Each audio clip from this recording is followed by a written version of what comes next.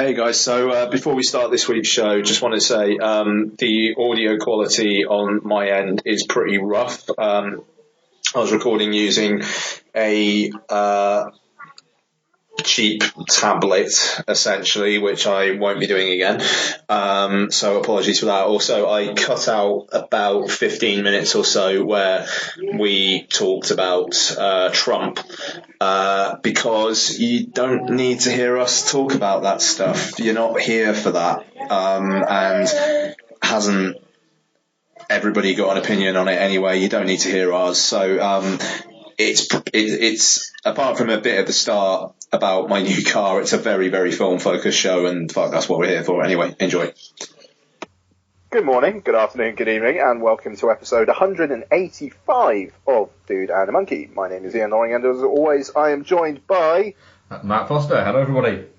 Yes, hello, Mark. And today, so we had several weeks of double reviews, and then we did a single review last week. So to make up for that, we've got a triple review for you this week. We do, yes. We're trying to keep up the average by the sounds of it. So not only are we reviewing Denis Villeneuve's hotly anticipated Arrival, but we're also going to have a look at the new Netflix film, Kevin James's memoirs, True Memoirs of an International Assassin, which is directed by the guy who directed Kick-Ass 2, which I did not know until watching the film.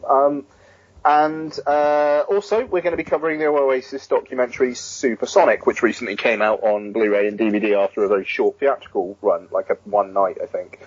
Mark, how are you doing? I'm not too bad, yes. How are you? Yeah, all right, yeah. Picking up the electric car tomorrow, we're doing it. Cool, that's very nice, yeah, it's exciting. I start my new job tomorrow. Yeah, there you go. Bloody hell. Brand ambassador, man. Yes, yeah. I have a 160-mile trip for the next 4 days to go and do my induction. Yeah. The thing is, it's only an hour and 25 minutes there, and then an hour and 25 minutes back. And they're going to let me build the company I'm going to work for, are allowing me to build my travel time into my work day. Really? That's pretty... So that is really good from them. So it means that because personally, I don't know about other people, personally I find that if I go away and stay in a hotel somewhere, what I end up doing is you finish at 6 or whatever time you finish, and then you go back to your hotel and you have something to eat, and I end up I end up thinking I can't drink because I'm at work tomorrow and I'm at a new job, so I end up just watching stuff, and I'll get to 4 in the morning going, I still can't sleep. Yeah. And so then I'll end up fucking knackered. So it's cool that they're letting me sort of drive down and do my inductions and everything, and then drive back up and then do that for the next 4 days. So that's super, super cool. So yeah, looking forward to it. And you're picking up the electric car. You've bitten the bullet with that one, haven't you? All in, mate. Deep in. All in. It should be interesting. There are plenty of charging points around. We get a charge, you can plug it into a 3-pin plug at home if you want, but we're getting a free home charging kit installed, which enables faster charging. We were chatting about this when we were in Manchester, and you were talking about it, and we were discussing the pros and cons of it for that, or I was kind of asking you questions about how does this work, and it just seems like for the way that the way you guys use the car, it is a no-brainer. Yeah, basically, Don uses it to get to a photo shoot every now and then. I use it to drop Lottie off at the in-laws. I occasionally drop Donna off at work. Basically, even if we have the heating rammed on, we'll get 80 miles a week out of it, which will get us through a week. 80 miles out of it, which will get us through a week, no problem. And the thing is, if I wanted to, the garage that we got it from, they let you use their charging point for free. So if I wanted to, and they have a fast charging thing which gives you 80% charge after half an hour, I could genuinely never pay for fuel ever again if I was cheeky enough to continuously go to the garage and ask them if I could use the charging thing. That's pretty cool. You know, and like Ecotricity, the electricity supplier, have a bunch of charging points in like motorway service stations and IKEAs and stuff. And if you're one of their customers, which I think we're going to be, you get 52 free fast charges out of them a year as well. That's like one a week, isn't it? Really, yeah. Yeah. It's one a week. So that's the thing. Like literally, we could just not pay for fuel. That's amazing, because I mean, as well, yeah, you know, because yourself, you don't commute to and from work, do you? I get the train, So, you know, the car is something you use probably every day, but it's not an essential to your everyday. Like, for instance, I do about sort of, usually most sort of days in work days, I still do maybe 25 to 40 miles a day. So that's why when we look, it's not practical. Yeah, it's not practical, but that's because I'm going to be, my commute is going to be all car to what is it? But the interesting thing that you said about it, when you were saying it, that made me go, that's awesome, is that they actually will loan you a petrol car for 14 days a year. Yeah, I double checked that yesterday as well. You've got to give them 2 weeks notice, and it's not 14 consecutive days. You can split them up. Yeah. So if you're doing a longer trip, give them 2 weeks notice. They'll lend you one of their cars. I'm praying it's not one that's got writing all over it, but if it is what it is. It is what it is. Yeah, it's still better than having to fucking pay for trains and do all that shit. Yeah, exactly. Even though, I mean, to be fair, we're barely going to need that. Like, just the amount of charging points at service stations is kind of insane. And considering we'll have Lottie with us when we're travelling the vast majority of the time, we'd probably need to stop for half an hour at some point anyway. Yeah. And the thing is, I know just from where I am, there are like 10 minutes or 5 minutes away from me, from where I live. I know there's 5 or 6 charging points. Yeah. There you go. You know, it's I don't know. It's interesting. We got a hell of a deal out of it. It was basically it's a brand new car. It's got 10 miles on it, just delivery mileage. But it's an older version with a lower capacity battery. So it's like the 2015 version on a 2016 plate. So the list price is usually around 25 grand, and this was 13,995. Fucking hell. Yeah, right, just because they wanted to get rid of them. There's nothing funny about it. Literally, there's 10 miles on the Speedo. You know, it's a Nissan dealership, so it's, you know, there's not going to be anything funky about it. There's not a lot that sort of dealerships on new cars can do that's a little bit funny. Older cars they can, but new cars they can't really. Yeah. So, I'm pretty pumped. Got to get my piece of shit car bodywork repaired and sold and whatnot. It was pretty funny. I was interested in Part Xing and they offered us 200 quid. That makes you go a little bit like, well, that's basically like saying fuck you. Yeah, I mean, like they were like, look, it's pretty much a write-off, but we'll give that to you to get the business. I was like, look, don't worry about it. We'll get the bodywork fixed up. It's a student area around here. A student will take it off of us as long as we get the bodywork repaired, I reckon. So it's, you know, it's fine. It's fine. It's worth the risk, isn't it? So let's do Denis Villeneuve's Arrival, which opened pretty strong in the US, 25 million. Yeah, quite a bit more than they thought than they projected, and then quite a bit more than they thought it was gonna. Yeah, 24 million. They thought it was going to do 15. Yeah, that was it. So. So directed by Denis Villeneuve, stars Amy Adams, Jeremy Renner, Forrest Whitaker, Michael Stuhlbarg. Story is all spoilers all the time, but yeah. I suppose we probably won't do that straight away. And aliens have come down to Earth. There are 12 ships that are just kind of like almost hanging over random areas of the Earth. Amy Adams plays a linguistics professor who seems to be dealing with some personal shit and is engaged to try and communicate with the aliens. She teams up with Jeremy Renner's theoretical physicist character Ian, to basically try and understand what the aliens want and stop the world from trying to kill them. Mark, what do you think of Arrival? It's very, very good. It's not perfect. It's not perfect, is it? That's the thing. It's really good, but it's not perfect. It's not perfect, but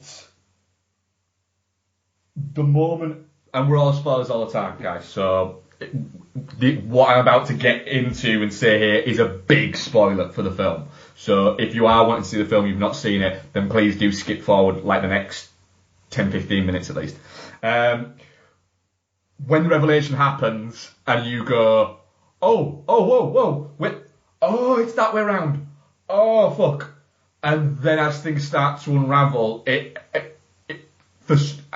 got me. It really, really fucking got me. And I was broken. I was watching it just going, this is fucking horrible. This has actually churned my stomach a little bit. And I felt really fucking uncomfortable sat there just going like that. And I came out, because I didn't see it with Bex. I saw it, and then I met Bex for lunch literally as I came out of it. And I know that you were going to watch it possibly on Monday, and I said to Bex, so I know Ian didn't go and see it Monday. And she said, why? I said, because I think he'd be a wreck by now if he had. So it's just, fuck. I was like that. It's, like I say, it's not perfect, but that emotional punch and that emotional kind of moral or holistic kind of decision that the film's got within itself, the character, does make you go, oh shit, that's fucking horrible. I don't really know what to think about that. Yeah, it's fascinating. First film that ever actually made me actually cry. First film ever that actually made me cry. I'll say that. I'm not gonna lie. I was teared up. Yeah, no, the opening actually had me. The fucking score is Brilliant, insane. It takes some turns as well. If you were to say, out of context, play the two bits of music, the opening and ending. Yeah. And when they're first encountering the aliens, you would not think they were from the same film at all.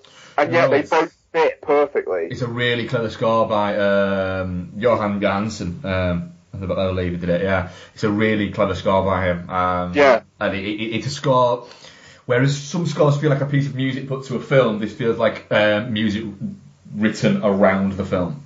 Yeah, no, absolutely. A wonderful sense of genre. He's being able to be lush and emotional, but then also gets to properly do the "this is an alien" bomb kind of thing as well. You know, it's great. I was tearing up in the opening sequence.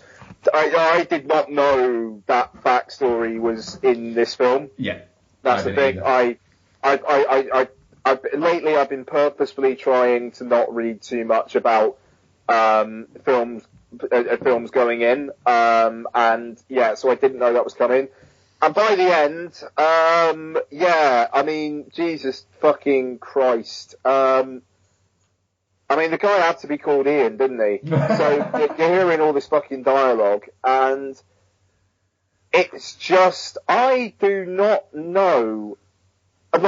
Just the questions that poses about Amy Adams' character. Yeah. In a way, it's beautiful that she knows what is going to happen to her daughter and what's going to happen to her relationship with Ian. But then at the same time, she still wants to do it because of all the joy she knows it's going to bring her as well. And I can't take that. Yeah. As we've established over the last couple of years, films involving daughters really, really, really get to me. And this more than any other so far since I've become a father. And I'm tearing up thinking about it now. You know, because the thing is, the fact that you never get the scene between Renner and Adams, which I think is brilliant. Yeah, no, I mean that is perfect. So everything of Renner and Adams is Renner basically becoming besotted with Adams. All of it, and then Adams increasingly, like through the film, and then towards the end, just being like, I know where this is going, but I'm going to do it anyway, and I know this is going to hurt him, but it's going to bring us so much joy. Christ, I mean, what would you do? What would you do? I don't know. You know, and I mean, I'm talking about that as my like main point of a film that's about aliens coming down and but I think that's the beauty of the film. It's almost like the aliens are kind of almost a MacGuffin for the rest of the film. Yeah, no, absolutely. But then also, I mean, the stuff about language and communication and how countries will shield themselves off when they feel that other countries might be acting against them and not communicating. I mean, Jesus Christ. Nocturnal Animals is a film about not communicating, to an extent, and I mean, so is this, and there's another as well that I'm thinking of that's recently that's about people not communicating with each other. Fucking A Bigger Splash, which I talked about last week. Yeah. I don't know. It seems to be a big thing at the moment. People just not sitting down and talking to each other, and it feels very informed of these times. But yeah, I mean, it's a very powerful film.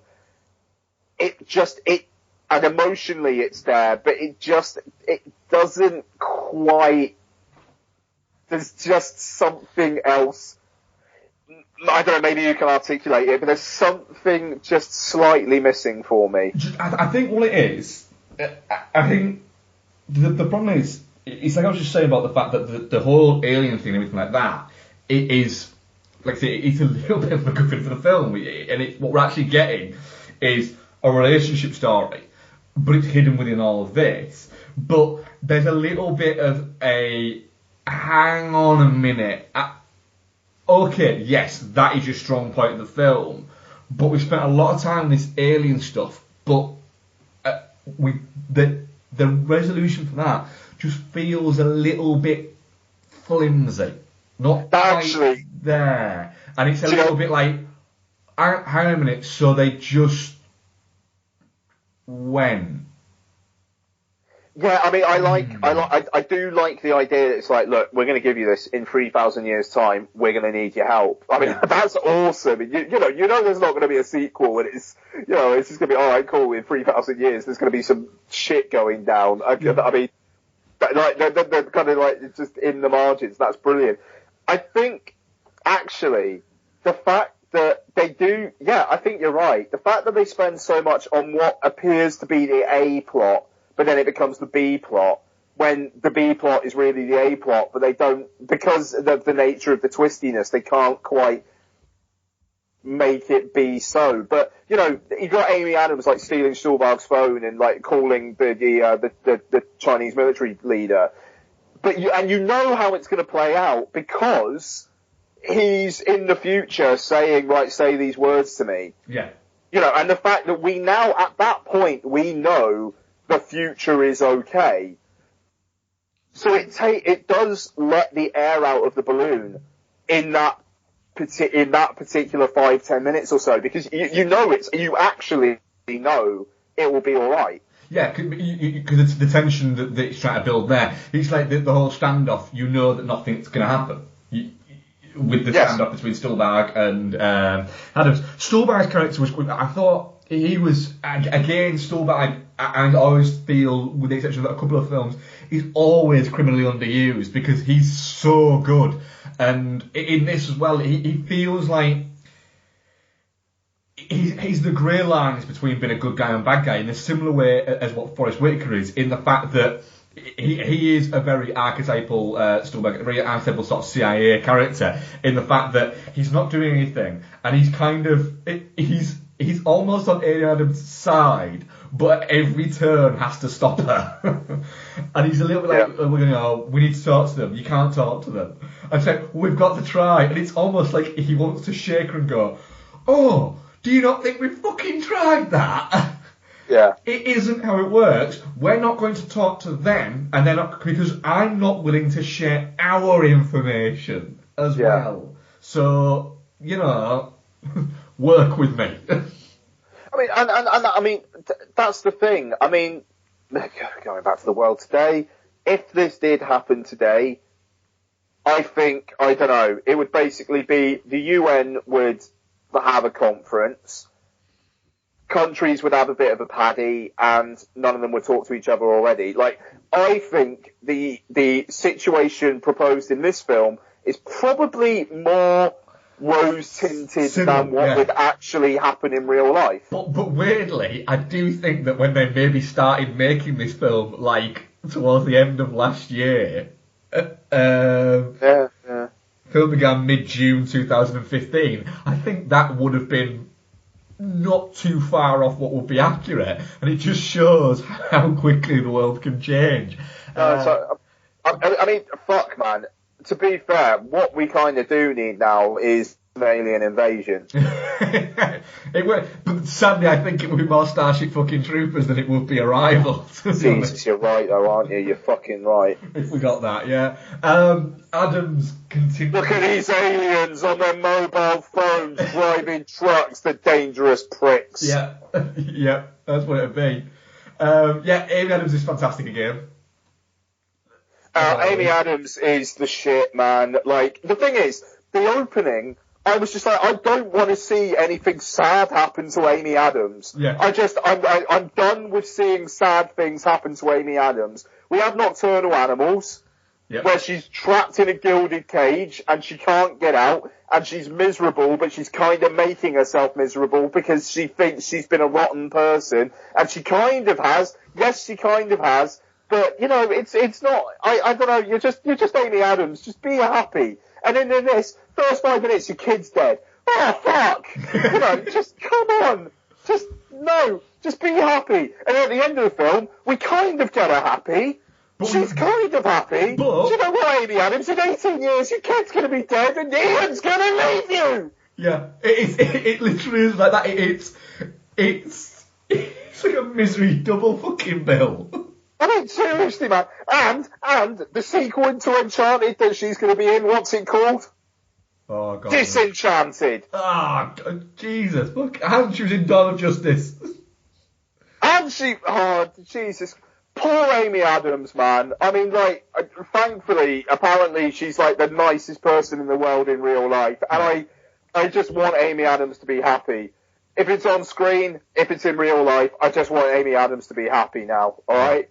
It's fantastic, and also, I think when you see Jerry Renner not Hawkeye, essentially, it kind of reminds you, because I'm not saying Hawkeye, he's bad at Hawkeye's bad or anything like that, but it's just, you do get the feeling that he's a little bit Jeremy Renner in that, but then when he turns up in something like this, he is kind of, he's a great screen presence to sort of have around, and it's amazing how quickly he folds into seeming a little bit, like you say, he's a little bit in awe of her from the beginning. I love how he's utterly deferential to her. I love it. And straight away, because he challenges her, and her response to it is, they don't have like an argument, they have like a little playful back and forth.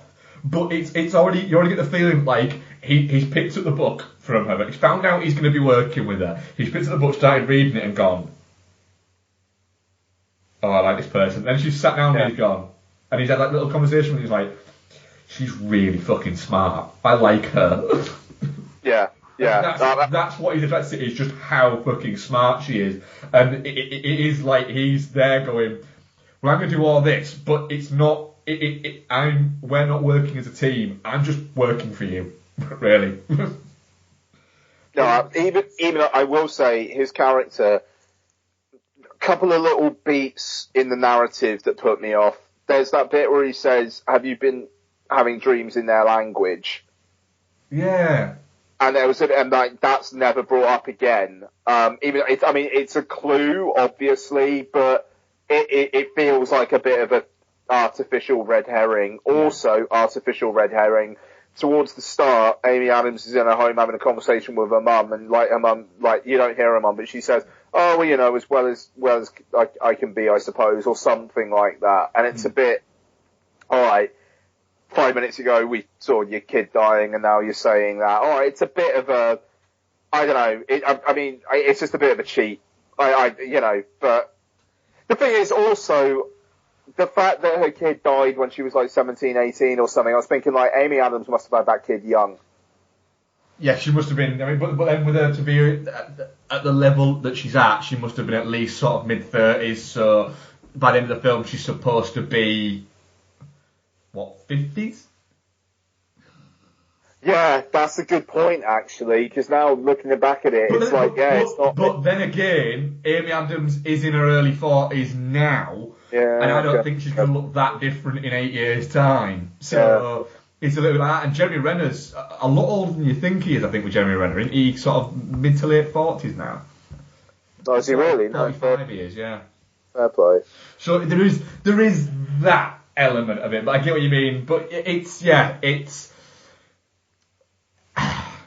It'll be my top 10 of the year, I would think. But just for how much it got me. Yeah, I think it kind of has to for me, really, doesn't it, considering the reaction? Yeah. But I wouldn't... But I wouldn't say it's a 5 out of 5. That's the thing. I'm more than happy to say a 4.5, but it doesn't quite get there for me. It probably just gets there as a 5 out of 5 for me, for the fact that I was expecting it to be good. I wasn't expecting it to be good in the ways that it was good. Because, the thing is, the reason why it made me cry was essentially Ian crying pandering. The strength of the performances is absolutely fine. But the thing is, I'll be honest, if it was a son, I don't think it would have got me as much. Which is fair enough, but it is always that kind of thing. It's with any film or anything like that. You take in your reaction to it is how you take into it and how you approach it and how it affects you in those ways. And so it's part of why cinema isn't quantifiable as this is good and this is bad. It's because everybody views films, although we're viewing the same film, everybody will view them in a different way based on their situation and like that. It's why it's weird if you can watch a film, why films that are generally considered to be great films, and are general across the board, it's if you've disliked it when you've watched it, it's best to watch it every kind of 10 years, just to see if the life that you're living at a different point changes your viewpoint on it. Whereas if you've really liked something, it can sometimes be best to not go back to it, because the viewpoint that you've had might end up changing, and you might watch it and go, do you know what? I don't like that film. I liked that film when I watched it when I was 17, and why didn't I just have that? Can I have that back? It's why I don't watch Sunshine all that often. Yeah, you shouldn't. There are certain films, for instance, a great example, yours favourite film of all time, Sunshine, and my favourite film of all time is Apocalypse Now, and we know that Noel's favourite film of all time is Shaun of the Dead. Now, Shaun of the Dead is a film where I hold it in quite high regard. I didn't when I first watched it, but I do hold it in quite high regard now, and I quite like it now. But I don't think if I watched that once a week for the next year, my opinion would change a bit, because it's a very easy film to watch. Whereas, for instance, if I watched Apocalypse Now once every fucking week for the next year, it'd probably take some of the edge away from it for me. And it'd probably be the same if you did the same with Sunshine. Yeah, no, totally. Like, my leaving the cinema at the end of Sunshine, I will never, ever forget, like, the high I was on, after that. I like, that will stay with me. But after the aborted book, after the things I found out while researching that book, I've only seen Sunshine once since, and I'm scared to go back to it again. And that's all I'm going to say, because of some stuff I was told, which made me not want to write the book, because I was worried that it would completely kill my love of the film. I will say that. But yeah, I'm somewhat terrified of going back to it. Whereas Alien, which is my second favourite film of all time, I actually go back to that very, very often because it just never gets old. Alien never gets old. No, the thing is, my second favourite film of all time is First Blood, but I can only watch that on a Friday or a Saturday night after 11 o'clock. I can't watch it any other time. I like that. It or on Boxing Day at any time. You're a funny beast, aren't you? I will take that. Arrival, definitely not shit. Oh god, yeah, definitely not shit. Yeah. Well, I was voting. 18 votes. Definitely not shit. 89%. Good. Touching cloth 0%, and shit 11%. Wow. All right. Someone didn't like it. Someone didn't like it. Yeah, which is, these things happen. Fair enough. If it didn't connect with you, then it could maybe cause you to not like it, or if it connected with you too much, it could cause you to not like it, I think.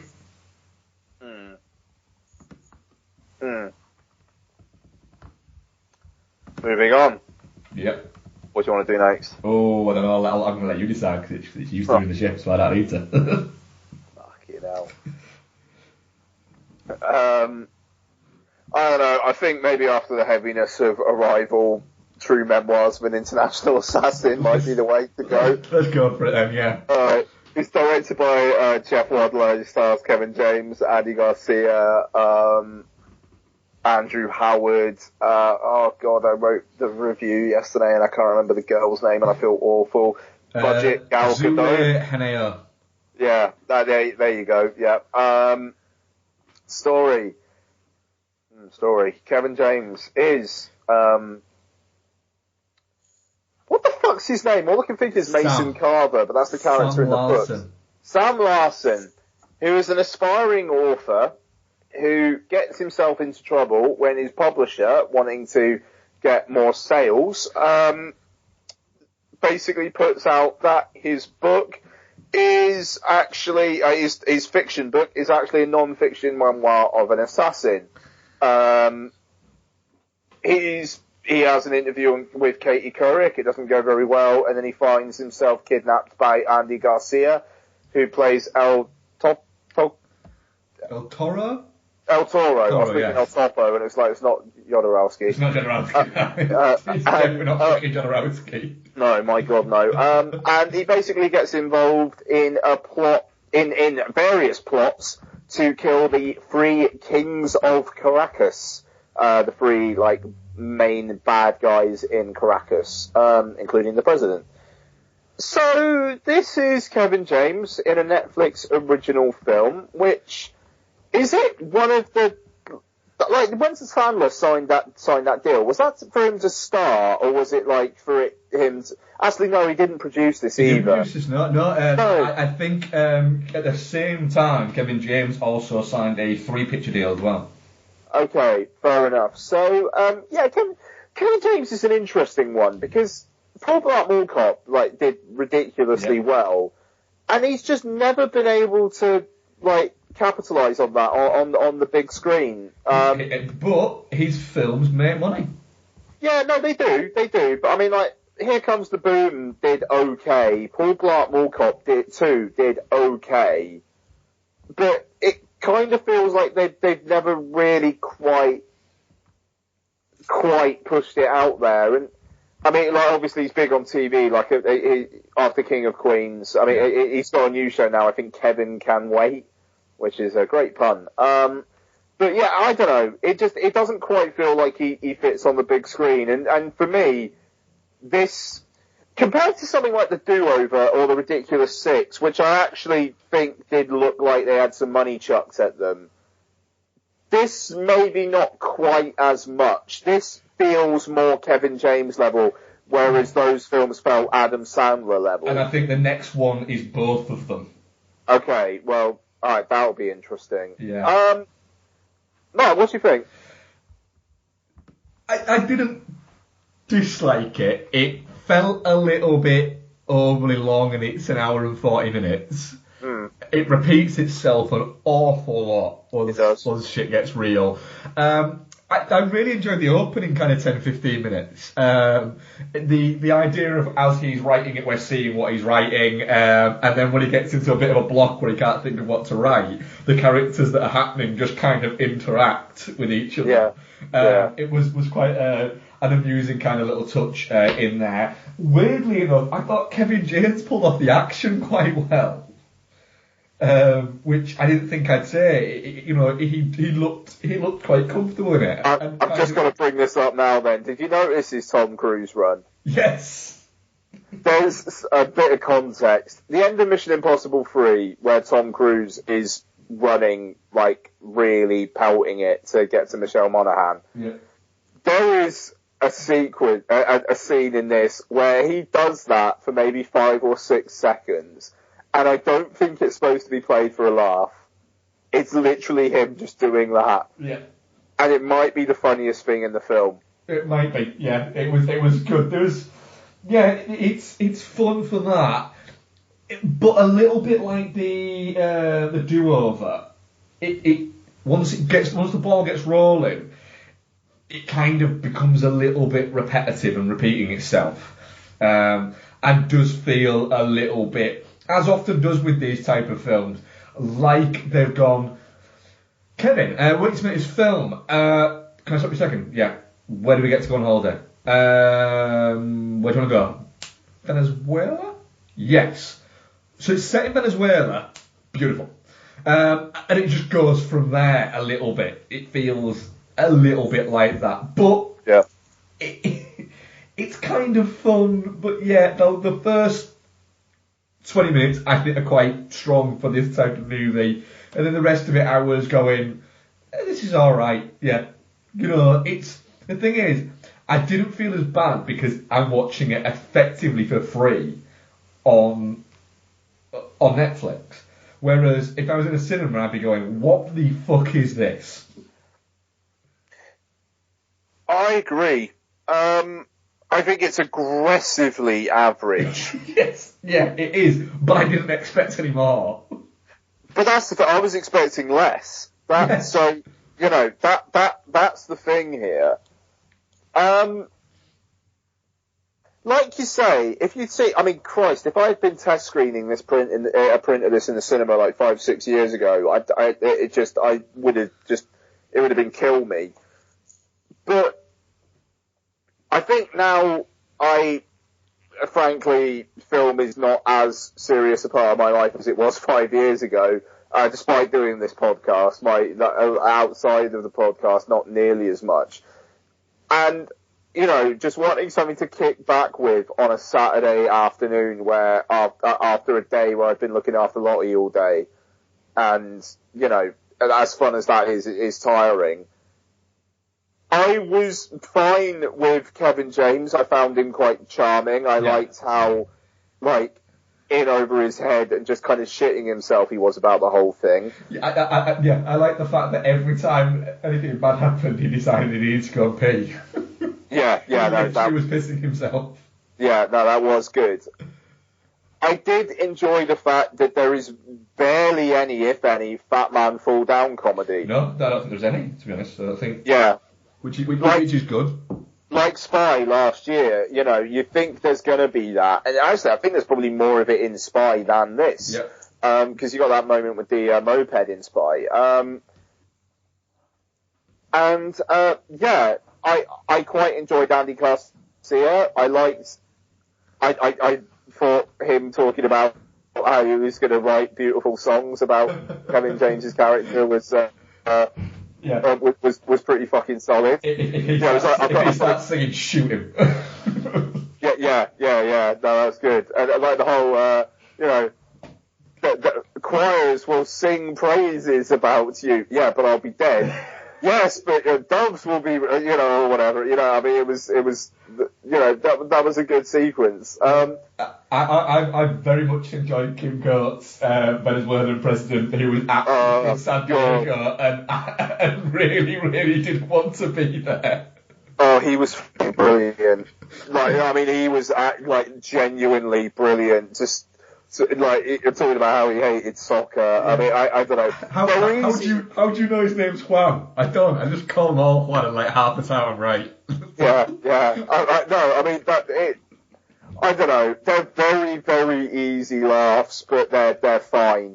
And Christ, at least it didn't have Kevin James get in with the girl in the end. There's more of friendship between the two. There was a good bit of which kind of got sedated a little bit as it was reused throughout the film. But there's a great sort of bit of toning down of sexual politics when he takes the lid off the beer and he takes both of them off. Yeah. And she says, I could do that by myself. And he's like, I just take the lid off the beer. It's no big deal.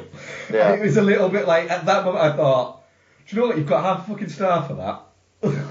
You've got half a star for that, which was good. Do you know what? It's flimsy as fuck. Like I said, I saw it in a cinema. I'd be pissed off. And you work out who the ghost is after about 10 minutes after the ghost appears, and you think, well, Ron Rifkin's clearly the fucking ghost. Yeah. And then when it happens, you go, yay, he is. I don't think that you're not supposed to kind of almost work that out, but it's perfectly acceptable for what it is, which is a kind of little Netflix gift to you of, oh, here you go, you don't have to go to the cinema to watch this Kevin James movie. So it's either, look, you don't have to suffer the embarrassment of going to watch a Kevin James movie at the cinema, or it's, you're going to fucking watch it on Netflix anyway, so we'll just give you it 6 months earlier. Yeah. And you know what? I will watch an Adam Sandler movie. And if an Adam Sandler movie is on at a cinema, I will watch it when it crops up on Netflix. I might claim that I don't want to or anything like that, but I know at one point I'm going to sit down and go, fuck, I'm going to watch that. And it's why that came up and I thought, oh, I'm going to watch that, aren't I? I mean, that's the thing. It's like Grown Ups is genuinely offensive to me. Fucking serious. Don't watch the sequel. Yeah, no, I never will. But that is one film. Yeah. The rest, they're fine. I mean, they're not. Some of them are bad. I mean, the Do Over wasn't great, but it was all right. It was fine. Yeah, you know what I mean. That's it. Yeah, it was fine. The thing is, with the whole Sandler and Kevin James ones, I've seen Grown Ups more than once. Because I watched it once on my own, and then one night Isabel wanted to watch it, and I thought, yeah, fine. And I've seen Just Go With It, the Adam Sandler and Jennifer Aniston movie, 3 times. Jesus Christ, really? In my heart of hearts, I know that at some point I'm going to probably watch it again. And I wouldn't even go as far as saying it's more than like a 2.5 out of 5 film. But at some point I'll be doing something like, I don't know, I'll need to fucking do like a fucking deep clean on my vacuum cleaner, and I'll think, I need to put something on. And I'll think, but I've just been watching Sky Sports News for the past hour and a half, and it's just the same shit over and over again. So I end up going through Netflix and going, do you know what, that's easy to fucking digest. Bang, there we go. I see, yeah. So that'll end up happening. Very 2 seconds. To pause just for a second. Alright.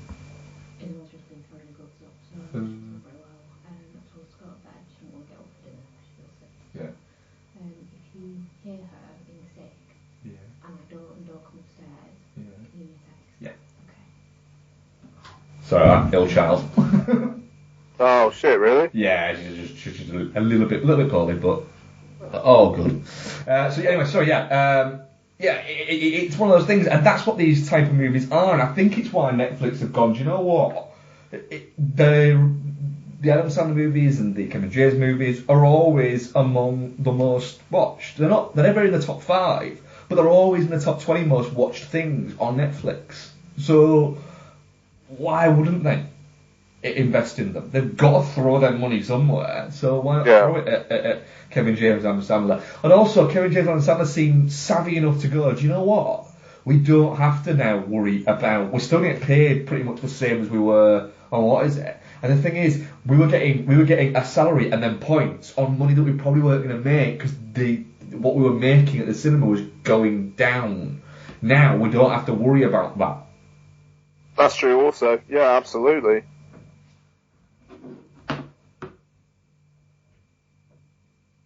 Oh, hello. Hello. Sorry, yeah. Yeah.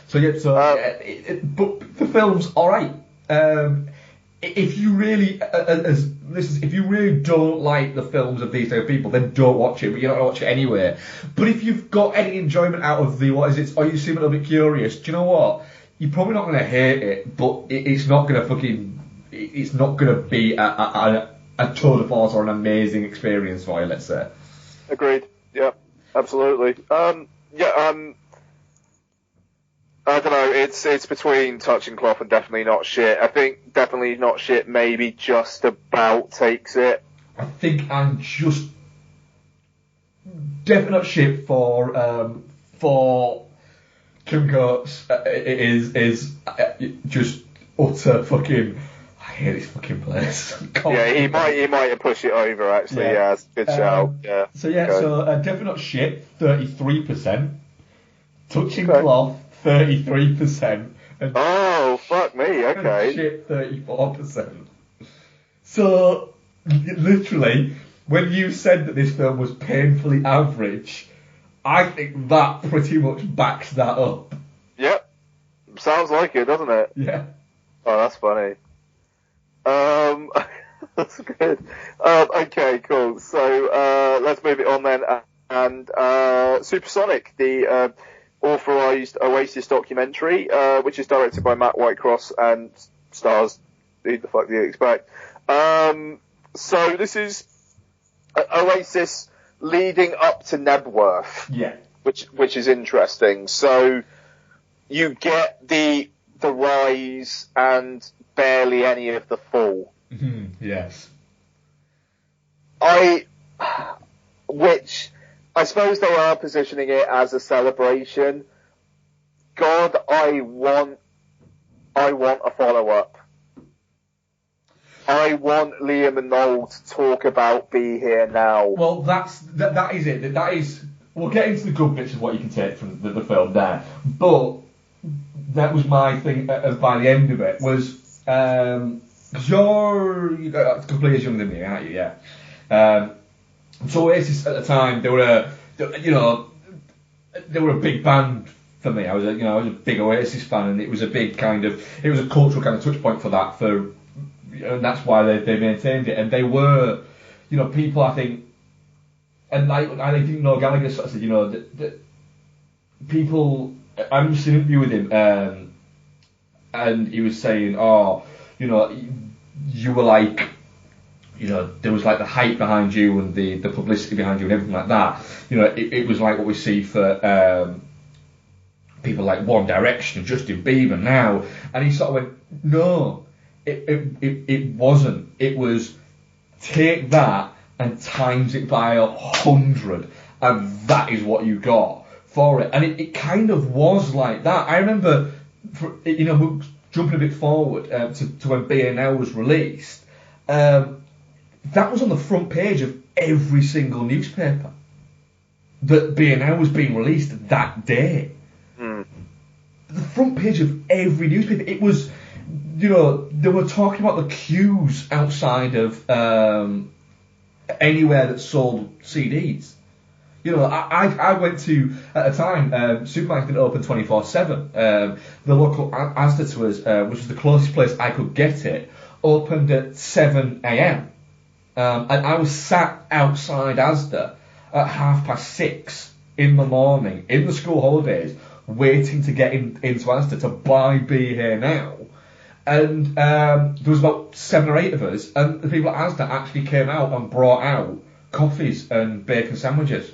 Nice. For us. And it was only when I promise you this is going to sound fucking really tragic, but the minute I opened it, I was the second person in York. It was the first store that opened to was selling it. I was the second person in York to buy that album because one fucking guy got there before me because he literally, as the doors opened, he ran. And in my brain I thought, nah, that's too far. That's a step fucking too far. That's a step too far. Do you know what wasn't a step too far in my brain? The minute they gave me it, and the minute I got up Asda, taking it out of the case and putting it in a Discman and listening to it walking fucking home, wasn't a step too far. And it was at that point when I put it in and started playing it that I thought, oh, this is a little bit sad actually. And so I didn't play it 'cause I thought, and the reason why I didn't play it was not because it was sad, but because I thought, I don't want my first listen to it to be on this piece of shit. So that was it. But the problem is, the more interesting stuff from Oasis happened after it. Yeah, no, exactly. I mean, Jesus. I mean, I re-listened to Be Here Now last week, and even from the first track, where there's like a minute and a half of build-up before there's even any fucking vocals, and it's so busy. Yeah. There's just there's just stuff constantly going on in that fucking album. It just doesn't ever stop. But it almost feels like a shark. Like if it stops, it's just going to die. Well, Noel Gallagher says that Be Here Now should be listened to once whilst drunk and on cocaine, and then never listened to again. Because he said at that moment it makes sense. The problem is that was how we were when he and Owen Morris mixed it. That was how they mixed it. He said, I promise you, every mix and every track that went on the album, when we listened to it, sounded fantastic. It's just that we were spectacularly wrong. Yeah, no, I mean, going back to Supersonic, I suppose, though, I mean, it's interesting that you've got that early footage, and what's one of the first songs that they like Noel Gallagher does? All Around the World. I mean, what the fuck? It is, and it's mad, and it's crazy in the fact that it's like, he says in the documentary, you know, we've been dicking about, and then he came in and played Live Forever. And Live Forever is a fantastic song. You know, there's no getting away from it. It's an amazing song. And I think it would be weird for this band who are essentially saying to each other, we're going to be the biggest band in the fucking world. Well, no band, you know, very few bands at that age that were that type of band aren't telling each other they're going to be the biggest band in the fucking world. Because that's why you get into a band normally at that age, is to be fucking huge. And so they're there swimming at each other, and then Noel Gallagher sits down and plays Live Forever. Must have been a moment then where they went, oh shit, we could actually be a proper band because that's good. And then that trickle effect of him just going, well, now I've got this, and now I've got this, and now I've got this. And when you listen to the first two Oasis albums, they're spectacularly consistent. No, I mean, God, I mean, the triple threat of Roll With It, Wonderwall, and Don't Look Back in Anger, like, I just, for me, that's one of the best 3 songs in a row on any album of all time. I mean, Don't Look Back in Anger probably is in my top 10 favourite songs ever. Like, that fucking song, I think the construction of it is fucking incredible. It is. And just the fact that was, I don't know, it's their second album and Noel Gallagher's writing stuff like that. But it's an interesting focal point in the documentary as well, because it's like, you notice in the video, because straight after I watched Supersonic, I watched the video for Don't Look Back in Anger. And it is interesting how Liam Gallagher just kind of pops up. He's just wandering around in the background. He's just mooching about. He's in that car, or he's just in that garden, and you know, it's all Noel. And then in the documentary, you got that whole kind of like Noel deciding to take more and more of the singing on. Yeah. And, you know, was it because Liam's voice was getting fucked, or was it because Noel actually just wanted the limelight more? I mean, kind of who's to say, and there's some interesting shit there. But, I mean, like, when I say I want more of the Be Here Now stuff, not because it's like the juicy gossip or whatever, it's just because I want footage of them recording Be Here Now. Well, because the Be Here Now thing, recording of Be Here Now was really strange because it was recorded. They recorded it in 3 different places over months, and the first 2 the sessions were kind of thrown out, and then Noel Gallagher said we spent months recording everything, and it was all shit, and then all of a sudden, I think they recorded it in Bit Abbey Road, and that didn't work. Then they recorded it in another studio, I can't remember which one it was, and it didn't work again. And he said that then the whole album was kind of recorded in like 2 or 3 days. But it's interesting in the fact that even as early as like What's the Story, Morning Glory, you're having Noel say, you know, you're having Liam Gallagher saying, you know, what we do is I'd lay down my vocals, and then you know, Bonner would do his guitar bits and everything like that, and then we'd all just fuck off to the pub while fucking Potato did all of his guitar bits, because I'm not, you know, I'm going to sing, I'm not going to sit around while he dicks about with his guitar. And it's kind of like, it does feel, and the documentary almost kind of says it, where there was a point where it ended up becoming Noel's band, and it was the rest of the band against Noel. And then now when you look at it now, you know, if you ever see interviews, it's Noel gets interviewed or Liam gets interviewed and Bonehead's sat next to him. Yeah. It's that kind of thing, but Bonehead is still friends with Noel, but it's just, he's kind of like, you can tell that he's built a more relationship with Liam because Noel was off doing the musical stuff and they were just off drinking and fucking taking crystal meth. I've got that story of the LA gig, where before they were doing coke and they were actually doing crystal meth. Yeah. I don't know. That genuinely is just a story you would not get now. Yeah, it is. And there's a weird kind of thing where, because they've both been interviewed. It's almost like curated by Noel and Liam. But you know the fact that it's not curated by them sat next to each other. Yeah. They're interviewed at different times, and you still get the feeling that because they're not just bandmates, they're brothers. And you know, Noel says the thing. You know, the thing about Oasis that made it Oasis, that made us as big as we were, was the relationship between me and Liam. But it was also the thing that fucking destroyed the band. And you get the feeling that they still have a brotherly love for each other, but they no longer fucking speak. But Noel still seems to talk about him like he's his little brother. Yeah. And Liam still talks about him like he's his older brother who he thinks is a dick. But there's almost a playfulness to it. It's a really strange dynamic. Like, they've fallen out, but neither of them want to be fallen out anymore. But it's just neither of them is going to be the guy to go. Or you get the feeling like Noel occasionally is like, has rung up and gone, should we end this? And he's gone, nah, fuck you. Are we getting back together? No, then fuck off. We'll end it when you get this band back together. It feels like that, but it is. The thing is, it felt a little bit like you weren't really finding out that much new, but it was enjoyable watching all this footage. Yeah, no, absolutely. I mean, I don't know. I mean, I learned some new stuff, but I'm just not as into music as you are generally. In fairness, you know, I don't know, I just thought it was very entertaining. I mean, it is kind of painful the way that Liam and Noel seem to talk about each other like that, but I bet you if you got them in the same room, it would probably sound very nasty.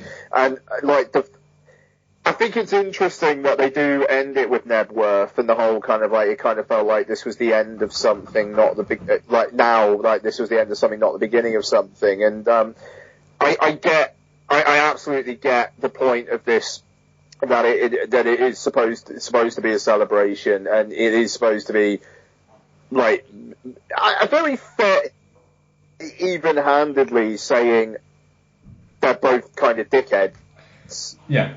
You know, and I mean, Liam seems to own it, in fairness. I mean, like, Noel does seem, like, slightly more, like, not regretting, but being like, right, yeah, I know I was a dick, and I'm sorry about that, whereas Liam's just like, yeah, I'd still do that now.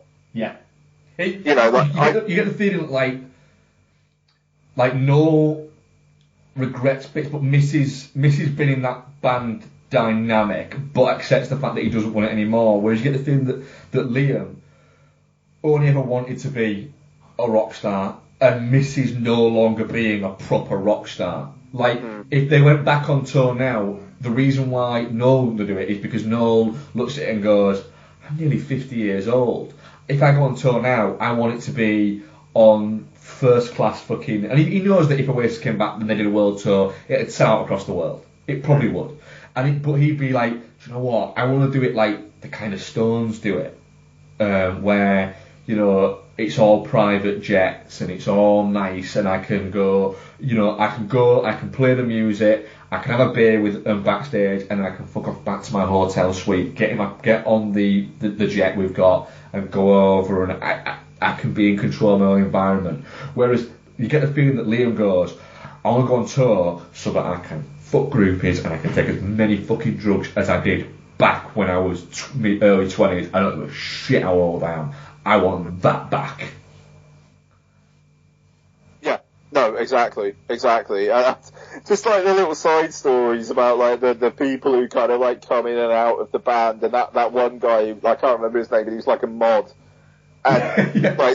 like a week into the American tour, he's just like, I can't do this anymore. I miss my girlfriend. You know, like the Liam's reaction to that. I mean, it's brilliant. Yeah, it's fantastic. There's also some really nice little affectionate bits, like I think you mentioned it in the saying, I hate Liam and everything like that. But a day goes by that I wish I could rock a party like that now.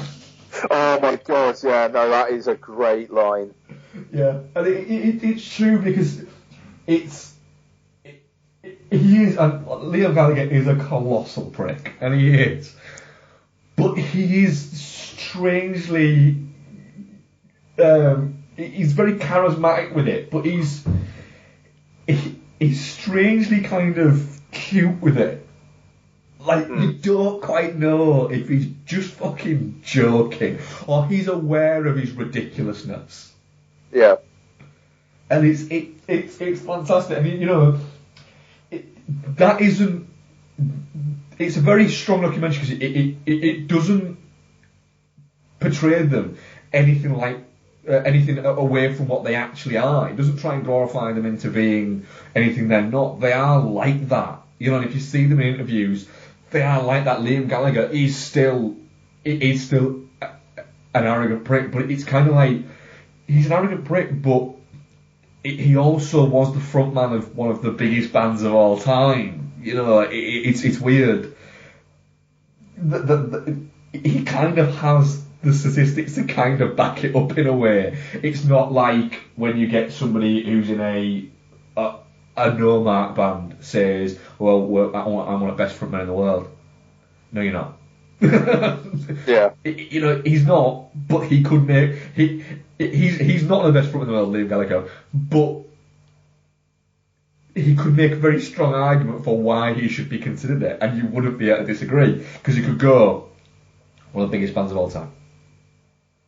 And yeah. Like, you're alright, fuck it, yeah, you are. It's a good watch. Absolutely. It's a good watch. Oh, no, it's a great watch, yeah. It's a great watch, but if I'd have paid 15 quid for it on Blu-ray, I'd have been a little bit like, I didn't really learn anything new here. I had fun watching it, but this should have been a tenner. Yeah, that's fair. Yeah. That's fair. It's definitely not shit, though. Definitely not shit, yeah, for sure. So I'm thinking maybe... We'll just say it was... 45, sorry, mate. 45% definitely not shit, 27% touching cloth, and 28% shit. which I always get the feeling is a little bit like, are people judging that based on the film or the band? Yeah, that's kind of surprising, but yeah. Because yeah, maybe. Oasis were not everybody's cup of tea. No, indeed. But I guarantee you, every single person who says they dislike Oasis has still closet listened to What's the Story, Morning Glory, and enjoyed the shit out of it. I think that's fair. Yeah, because it's a really strong album. It's a fucking great album. And also, get a beer into them at a party and put on Champagne Supernova, and there's no fucking way they're sitting there going, no, the song's shit. That's a good point. You know what? I did not know Birth of a Nation is now coming out over here before January. Is it? That film, Yeah, that film 9th of December.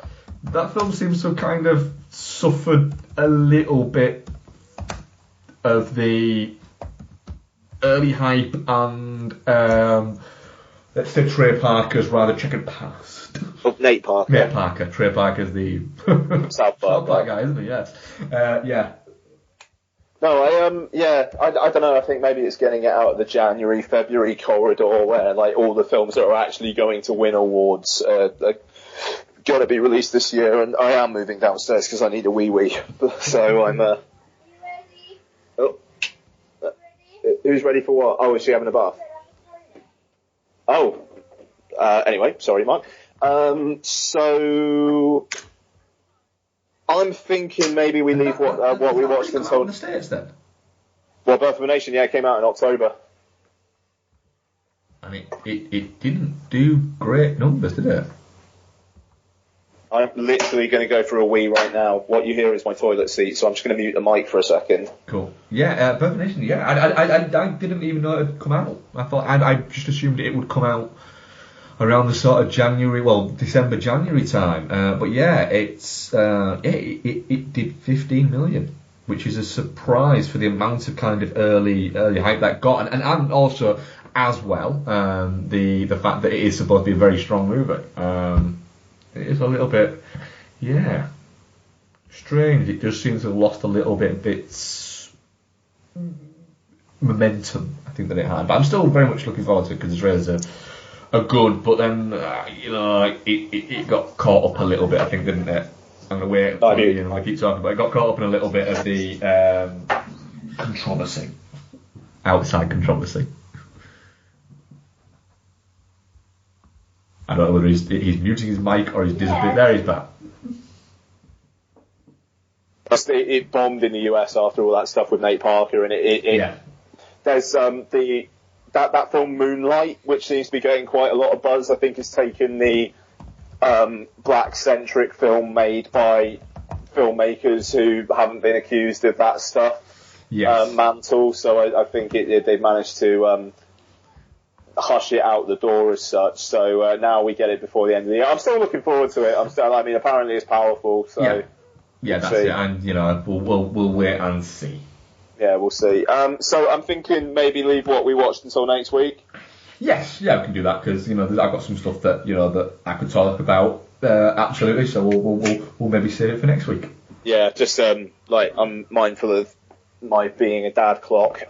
So no emails. Any Twitter questions? We do actually, yeah. Which is quite good that we didn't do the what is it because it links in with the Supersonic chat we were just having. It's from Rick Kidd at Rick J Kidd. We've had Beatles and Oasis documentaries in recent months. What band would you like to see a documentary on next? So, obviously avoiding the usual suspects because they would have had a documentary. That's it, you see, because Pearl Jam have already had a documentary, and I would have probably chosen Pearl Jam. Because there's what band that do I think we will get a documentary on next, and what band would I like to see a documentary on next? I'd like to see a proper Guns N' Roses one. Oh, that would be fun. Because I think that would be quite interesting, because they're, again, in a similar vein to what you had with Oasis, Guns N' Roses exploded and were, for a number of years, the biggest band on the planet again. I think it isn't long before we get a Libertines one. Yes. And that will be both interesting and boring at exactly the same time. Yeah, I see what you mean there. I don't know. It's the thing is, I mean, I wonder how much Pete Doherty actually has beyond what you read in the press, but I think Carl Barat's probably got quite a bit to him. Yeah. But yeah, I don't know. We'll see. I wouldn't mind the Strokes, just because it would be a nice summation of the rise of the bands of the early noughties and the like guitar led. And their kind of thing is quite interesting in terms of the fact that they were one of the first kind of bands that were around that came. Often rock bands and big rock bands come from a certain environment, we'll say, and they did. They're all, they're LA rich boys that were given a lot of help, but then still managed to create some really, great music. It was that kind of weird kind of position of the fact is that even if they were shit, they'd have still had that album, would have still come out, would have still got all the publicity. But it wasn't. It was a really, really good album. Yeah, no, absolutely. Really interesting. But yeah, I had another one I thought of then, and it's completely blown out my mind. Yeah, I'd say Guns N' Roses would be a really interesting one, just for the amount of craziness that went on with that. But yeah, like I said, there's a lot of like the usual suspects, like say Pearl Jam, Beatles, and Rolling Stones have all had them. It'll come back to me probably after we finish recording, right? But yeah, shit. It's probably nowhere near, is it? I mean, it'll come back to me and I'll go, yeah, it's not as interesting as I thought it was that. So yeah, but that was our only question that we had, yeah. Okay, alright, cool. So, next week, I'm going to take it easy on you. How about the Paul Schrader one, Dog Eat Dog? What else is out? Fantastic Beasts and Where to Find Them. Yes, do Dog Eat Dog. So I'll probably talk about Fantastic Beasts next week. 5 out of 5 in The Guardian today. Oh, there's a surprise. Or yesterday, so yeah. Let's face it, that film was never not going to get that, was it? Let's be honest. Yeah, I don't know. I'm looking forward to it, but I'll talk about it then. But yeah, we'll do the Nick Cage, Paul Schrader joint, Dog Eat Dog. I think Willem Dafoe as well, if I remember correctly. So it probably will be if it's a Paul Schrader movie. Pretty bloody solid. So that will do it. Thank you very much for listening. Yep. Ian Loring, at DudeFoz, at Dude and the Monkey. dudeandthemonkey@gmail.com. Send us some emails. Yep. And we out? We are out, yes. Thank you very much for listening, guys. We shall see you next week, where who knows how many reviews we'll have. Yeah, who knows? Between now and then. God, who knows? Fuck. Jesus. That'll do it. Bye-bye. Bye.